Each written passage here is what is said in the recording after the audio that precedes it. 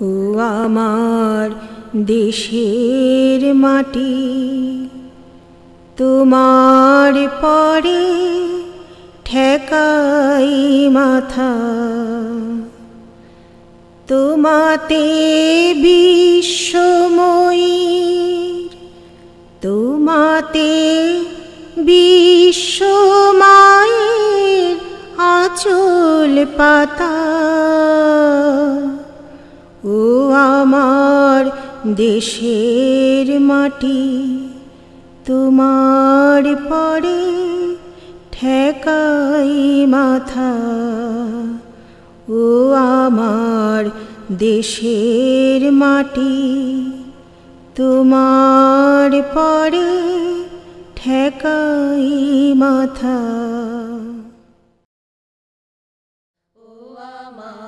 বিশ্বের ক্রমবর্ধমান মানুষজনের বেঁচে থাকার জন্য চাই অতিরিক্ত খাদ্য, আর এই অতিরিক্ত খাদ্যের প্রয়োজন মেটাতে চাই উচ্চ ফলনশীল বীজ। নতুবা 2050 সালে প্রায় 9.3 বিলিয়ন বিশাল জনস্ফীতির জোয়ারে বিশ্ববাসী ভয়ঙ্কর খাদ্য সমস্যার সম্মুখীন হবেন। Rome, 12 October 2009। বিশ্বের খাদ্য ও কৃষি সংস্থার অধিবেশনে উঠে এলো এমনই সব আলোচনা।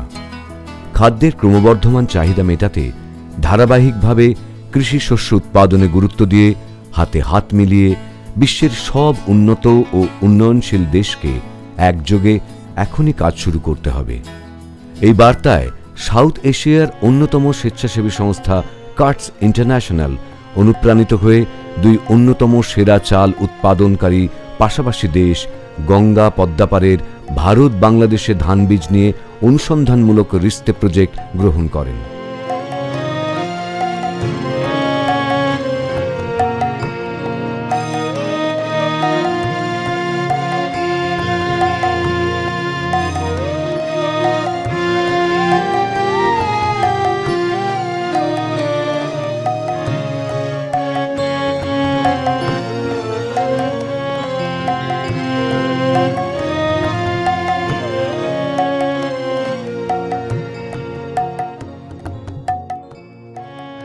উল্লেখ্য, উভয়ের একই প্রধান খাদ্য চাল।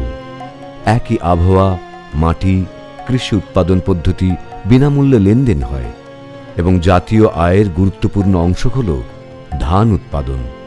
তবুও তার বীজ ধান নিয়ে বৈধভাবে বাণিজ্য ও কৃষি সম্পর্কে রয়েছে নানান প্রতিবন্ধকতা। 2 দেশের সীমান্তে অবৈধভাবে চলা ধান বীজ পাচার পর্ব যা অন্যতম প্রতিবন্ধকতা বলে দাবি।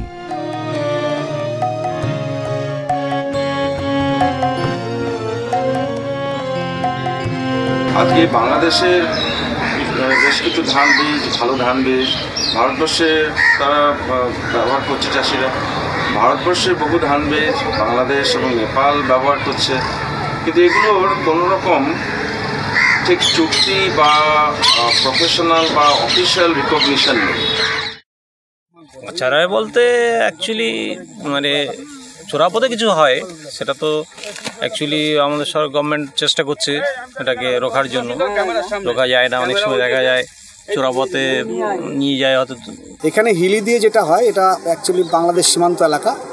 এই সীমান্ত এলাকার কিছু কৃষক আছেন যারা বাংলাদেশ থেকে অবৈধ উপায়ে উচ্চ ফলনশীল ধানের বীজ এপারে আনেন এবং এপার থেকে উচ্চ ফলনশীল ধানের বীজ বাংলাদেশে যায়। সবটাই অবৈধভাবে হয়, এটা ঠিক। কিন্তু আমরা চাইছি, আমরা চেষ্টা করছি, আমরা কৃষকদের সাথে কথা বলেছি এবং আমরা সরকারের কাছে, এটা তো সেন্ট্রাল গভর্নমেন্টের বিষয়, আমরা সেন্ট্রাল গভর্নমেন্টের কাছে এই বিষয়টা নজরে আনতে চেয়েছি। কিন্তু ভারতের আমন ভ্যারাইটিগুলো অনেক বেটার, এই ভ্যারাইটি আছে যেটা। এবং আপনি দেখবেন যে বাংলাদেশে এখনও পশ্চিম উত্তরাঞ্চলে কিন্তু ভারতীয় ভ্যারাইটিগুলোর ব্যাপক চাষাবাদ হয়, যদিও অফিসিয়ালি সেই জিনিসটা আসে না। तो बांग्लादेश के बहुत लंबी बॉर्डर है और यहाँ भी फार्मर्स का जो है एक देश से दूसरे देश में आना जाना लगा रहता है। इसकी वजह से काफ़ी कुछ जो है बीज का भी एक देश से दूसरे देश आदान प्रदान चलता रहता है, लेकिन वो आदान प्रदान जो है इलीगल है, वो लीगल नहीं है।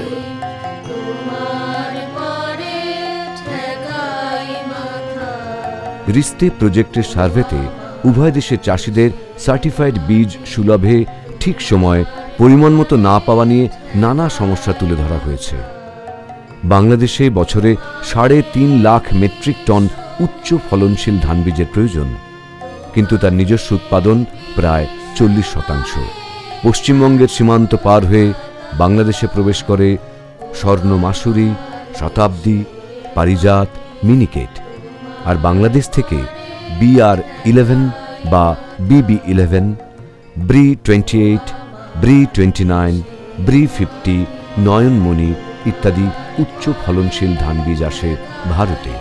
ওইখানকার সিট এখানে আসছে, এখানকার সিট ওইখানে যাচ্ছে, কিন্তু এটা খুব লিমিটেড, সীমিত এলাকাতে হচ্ছে। তার জন্য অ্যাক্সেসটা ইজি আছে, ওইসব এলাকাতে বেশিরভাগ হচ্ছে। বিশেষ করে আপনার উচ্চ ফলনশীল বীজ যেটা হচ্ছে, ওটা হচ্ছে খুবই হাই ভলিউম, লো ভ্যালু ট্রেড। ওরা এখন ভিতরে নিয়ে গেলে হয়তো কস্ট অফ ট্রান্সপোর্টেশনটা অনেক বেশি হবে।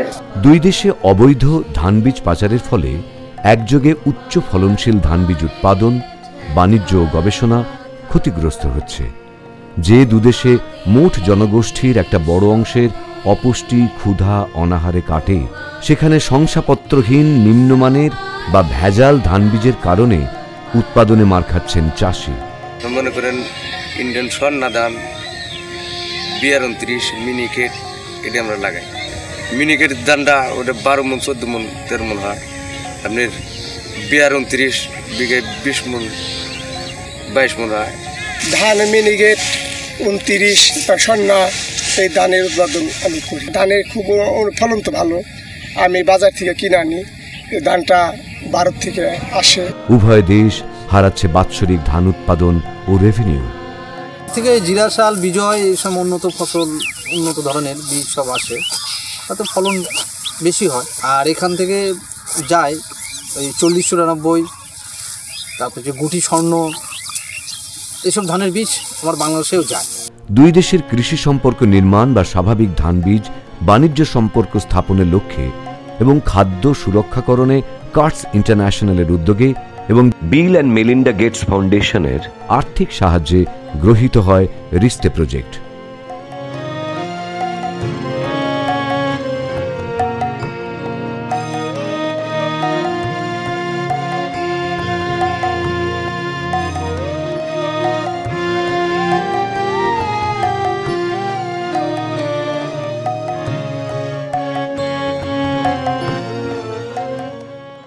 পার্টিশনের পরে ওইটা বন্ধ হয়ে গেল। আমরা যেটা ভাবলাম, পুরনো যেটা সম্বন্ধ ছিল এখানে ব্যাপারের মধ্যে, সেটাকে আবার কিভাবে আমরা রিভাইভ করতে পারি, তাই জন্য আমরা নিলাম।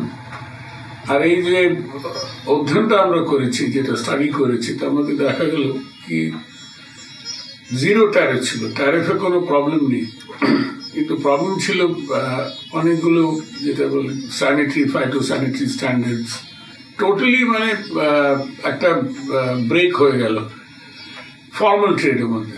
কিন্তু ইনফর্মাল ট্রেড তো এমনিও চলছে, যেটাকে আমরা ইকোনমিক্সে বলি গ্র্যাভিটি মডেলিং, যেখানে ডিমান্ড হবে সেখানে সাপ্লাইও হবে, সেটা হচ্ছিল। তো সেটাকে ফর্মালাইজ কি করে করা যায়, তাই জন্য আমরা এই প্রজেক্টটি নিলাম। দুই দেশে ধান বীজ বাণিজ্য চুক্তি সম্পাদনের বাতাবরণ তৈরিতে কার্টস ইন্টারন্যাশনাল নানান প্রচারমূলক কাজকর্ম চালায়। প্রডিউসার সাথে ওদের সঙ্গে কথা বললাম, সিড অ্যাসোসিয়েশন সাথে, যেমন Bangladesh seed association, Indian seed association, এদের সঙ্গে কথা বললাম। পরে আমরা চাষিদের সঙ্গে কথা বলেছি, ওদের যতগুলো অ্যাপ্রিহেনশন ছিল আমরা এই কথা বলে ওর পরে আমরা মিডিয়া ব্রিফিংটাও করেছি, বাংলাদেশেও করলাম, ইন্ডিয়াতেও করলাম। আমরা অনেকগুলো আর্টিকেল পাবলিশ করেছি, অনেকগুলো রিপোর্ট পাবলিশ করেছি, ওটা খুব ভালো সার্কুলেট হয়েছে।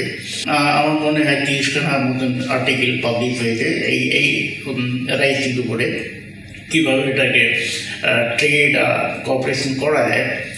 এখন যে এগ্রিমেন্টটা আপনাদের ইন্ডিয়া, বাংলাদেশ, নেপালের একটা প্রোটোকল সাইন হয়েছে, এর খুব ভালো একটা ইম্প্যাক্ট হয়েছে। অবশেষে দুই দেশের মধ্যে বহু কাঙ্ক্ষিত ধান বীজ বাণিজ্য চুক্তি সম্পন্ন হয়। भारत, नेपाल और बांग्लादेश, इन तीनों देशों में राइस का खाने में खास महत्व है और इन तीनों देशों के कई भागों में उनकी जो ज्योग्राफी है, उनका जो टेरेन है, उसमें भी बहुत कॉमन फीचर्स हैं। इसलिए इन तीनों राष्ट्रों के एग्रीकल्चर डिपार्टमेंट्स ने इंटरनेशनल राइस रिसर्च इंस्टीट्यूट के कोलैबोरेशन के साथ 2013 और 2014 में 2 प्रोटोकॉल साइन किए हैं, जिसके तहत राइस की वैरायटीज की रिलीज का जो प्रोटोकॉल है वो इन तीनों ने साथ साथ अडॉप्ट करने का फैसला किया है। इसका मतलब है कि अगर बांग्लादेश या नेपाल या भारत में कोई वैरायटी रिलीज का डिसीजन लिया जाता है तो वो डिसीजन बाकी दोनों कंट्रीज में भी माना जाएगा और उस वैरायटी रिलीज का जो प्रोसेस है उसे हम ज़्यादा जल्दी में कर पाएंगे, जिससे कि उन तीनों देशों के फार्मर्स को नई वैरायटीज में के लिए एक्सेस गेन करना थोड़ा आसान होगा। ये हमारी उम्मीद है कि इस प्रोसेस के तहत जो प्राइवेट सेक्टर है वो भी इसमें सिंप्लीफाइड पॉलिसी का फायदा ले पाए। বাংলাদেশ কৃষি মন্ত্রকের অতিরিক্ত সচিব বলেন, এগুলো কোনো সার্টিফাইড সিড না, বর্ডার ট্রেডে আসে কোনো কোয়ালিটি কেউ কন্ট্রোল করে না, কৃষকরা অনেক সময় ক্ষতিগ্রস্ত, কিন্তু তার প্রতিকার উপায় থাকে না। কিন্তু আমি যদি এই বীজটাই আমনের বীজটা বৈধভাবে ইম্পোর্ট করি বা আমার এখানে এগ্রিমেন্ট করে যৌথভাবে প্রোডাকশন করে জয়েন্ট ভেঞ্চারে প্রোডাকশন করে বিক্রি করতাম, তাহলে কিন্তু আমার ফলনটা পাবো না, কৃষকের ক্ষতিগ্রস্ত হতো। সুসম্পর্ক আমাদের সবসময় ছিল, এক্সচেঞ্জে রিসার্চারদের সবসময় একটা বাধা ছিল। আমরা মনে করি যে সেই বাধা থেকে আমরা উত্তীর্ণ হয়েছিলাম। এখন আমাদের দুই দেশেরই গবেষকরা জামদাদম এক্সচেঞ্জে নীতিগতভাবে সমর্থ আছে। আবার রিস্তে প্রজেক্টের সঙ্গে জুড়ে থাকা বাংলাদেশ মিডিয়া কনসালটেন্ট বলেন, বাংলাদেশের যে বীজ সেগুলো ভারতের কোনো কোনো জায়গায় পশ্চিমবঙ্গে এবং বিহারে খুব ভালো ফলন দিচ্ছে, এটা বাংলাদেশে দিচ্ছিল না। একইভাবে পশ্চিমবঙ্গের কিছু কিছু বীজ বাংলাদেশের সীমান্ত অঞ্চলে দিনাজপুরে বা রাজশাহীতে ভালো ফলন দিচ্ছে। সুতরাং এই যে তথ্যগুলো যখন উপস্থাপন করা হলো, এই বিষয়গুলো যখন আনা হলো, তখন কিন্তু অনেক ভুল ধারণার অপসারণ ঘটলো এবং অনেকেই তখন বুঝতে পারলেন যে হ্যাঁ, এটি হচ্ছে দ্বিপাক্ষিক বাণিজ্য।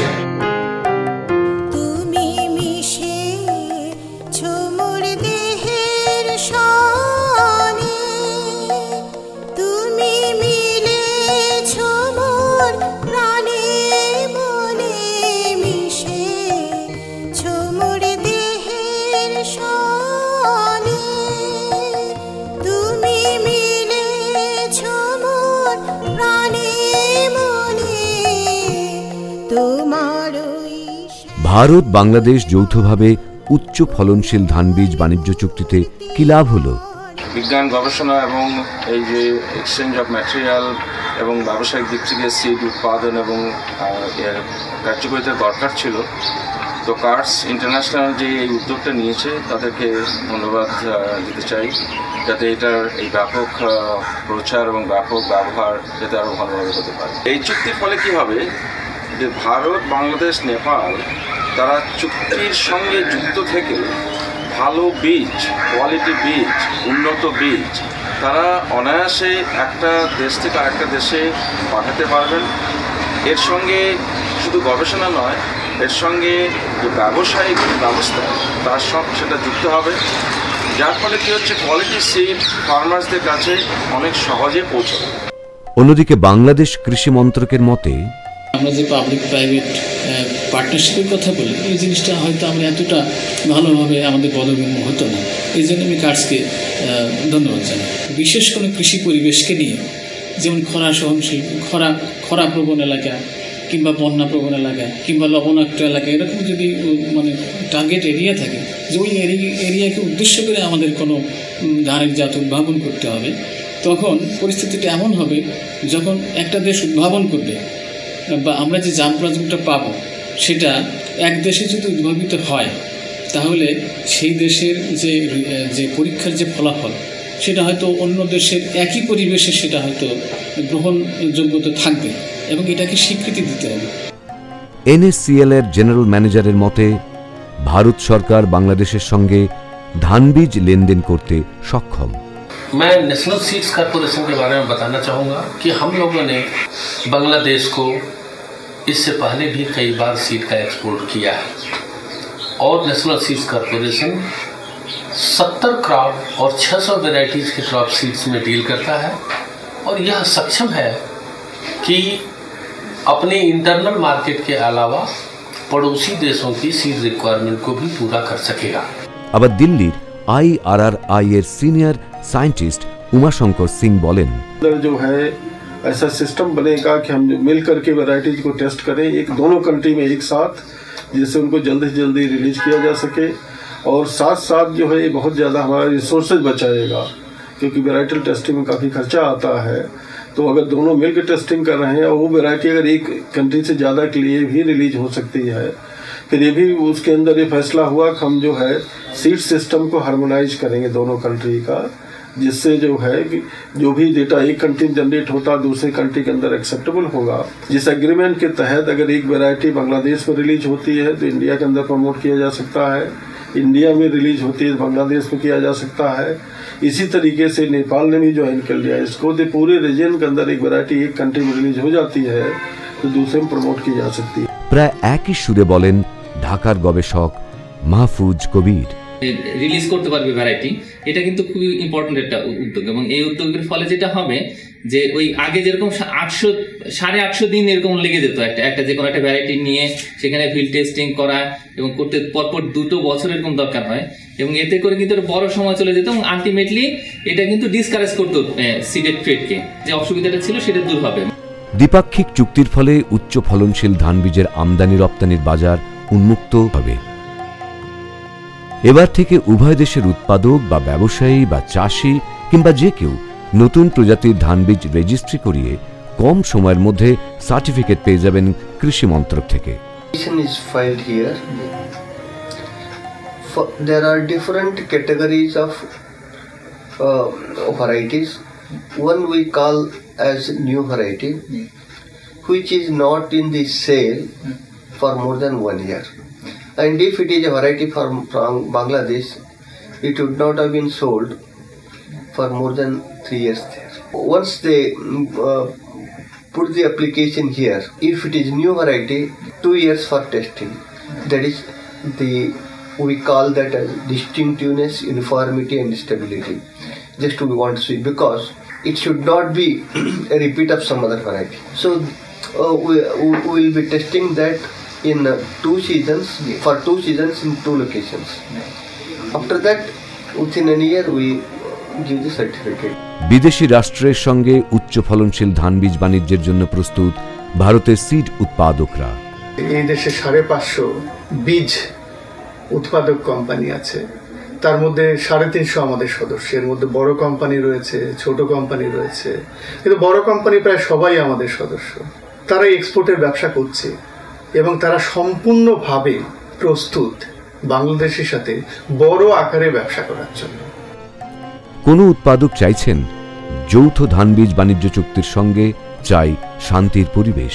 ডাইরেক্টলি আমরা এক্সপোর্ট যদি আমরা করতে পারি তাতে কি হয়, লোকেরা ঠিক বীজ পায় আর স্মাগল হয়ে ডুপ্লিকেট বীজে চলে যাচ্ছে।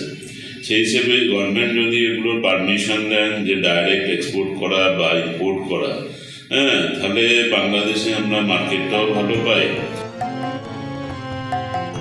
আবার অন্যদিকে কেউ চান মুক্ত বাজার। বাংলাদেশের 2টো ভ্যারাইটি BB11 এবং নয়নমণি এখানকার খোলা বাজারে খুব জনপ্রিয় এবং চাহিদা, চাষিদের কাছে প্রচণ্ড চাহিদা। সে কারণে ভ্যারাইটি 2টো আমি প্রোডাকশনের মধ্যে রাখি। এই সমস্ত মালগুলো আমরা প্রপার চ্যানেলে দিতে পারি না, কিন্তু চাহিদা আছে বাংলাদেশে। চোরাই পথে বা অন্য কোনো মাধ্যমে চাই। আমরা চাইছি গভর্নমেন্ট থেকে খোলাখুলি, মানে আমরা ডাইরেক্ট বাংলাদেশে ভুটানে এইসব মাল আমরা নিজেরাই ওখানে মার্কেট করতে পারি। আবার কেউ বলেন প্রযুক্তি কাজে লাগিয়ে উৎপাদন বাড়িয়েছেন, কিন্তু চাই প্রশস্ত বাজার। জার্মান থেকে আমরা মেশিন ইম্পোর্ট করেছি, সেই প্রসেসিং মেশিন আমরা লাগিয়েছি, ইন্ডিয়ান মেশিনও আছে, যাতে বেশি প্রোডাকশন আমরা করতে পারি। আমাদের প্রোডাকশন বেশি হচ্ছে, সেই জন্য প্রোডাকশন বেশি যখন হচ্ছে আমাদের মার্কেটটাকে বাড়াতে হবে। পাশেই বাংলাদেশ পড়ছে। আবার বাংলাদেশের বীজ উৎপাদকরা কেউ কেউ চান উত্তম মানের ধান বীজ আমদানি রপ্তানির বাণিজ্য।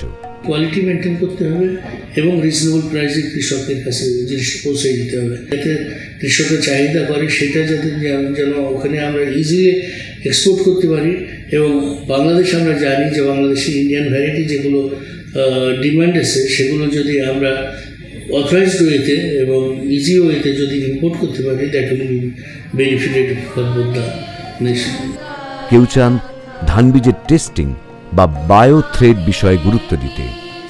যেটা ইনফর্মালি আসতেছে ওটার জেনুইনিটি কতটুকু, পিওরিটি, ওটা কি পরিমাণ রোগ আদৌ আছে কিনা, whether it is tested in the proper authority, proper laboratory, এটা হচ্ছে থ্রেট।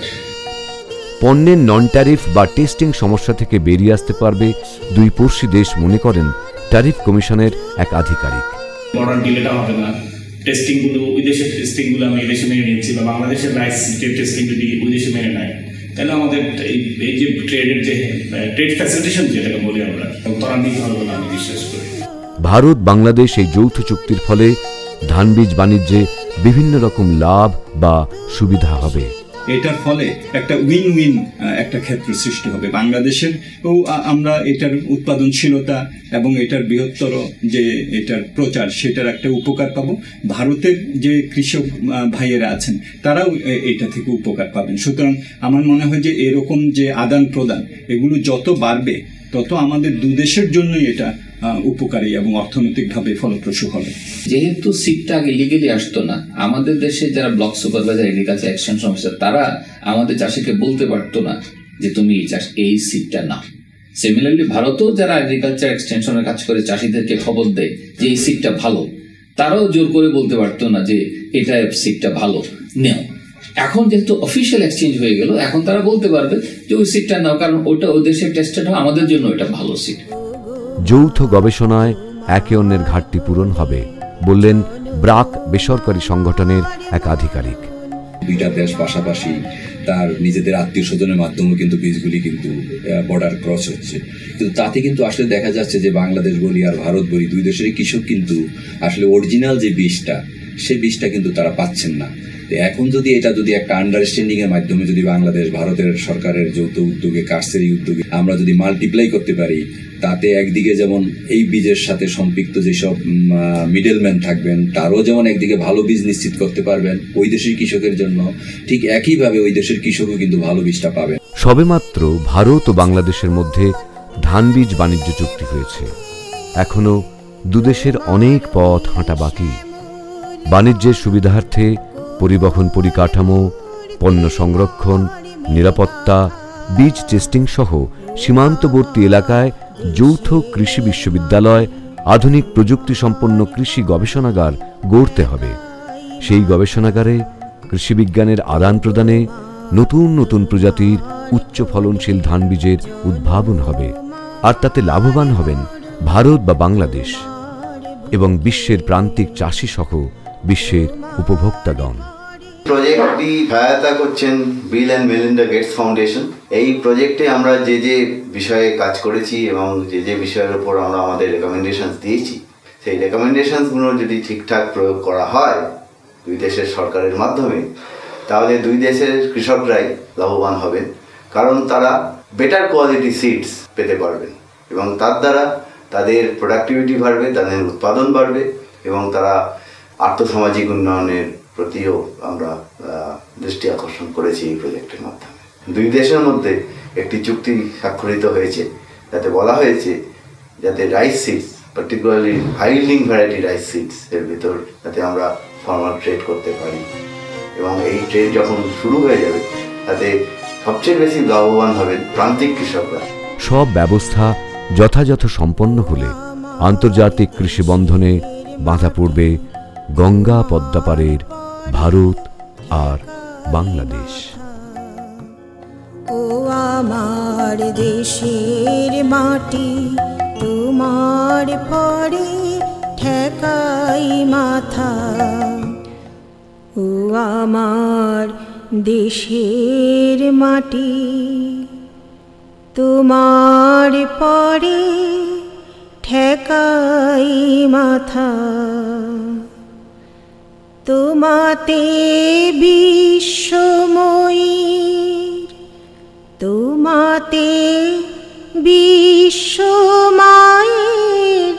আঁচল পাতা। ও আমার দেশের মাটি, তোমার পরে ঠেকাই মাথা।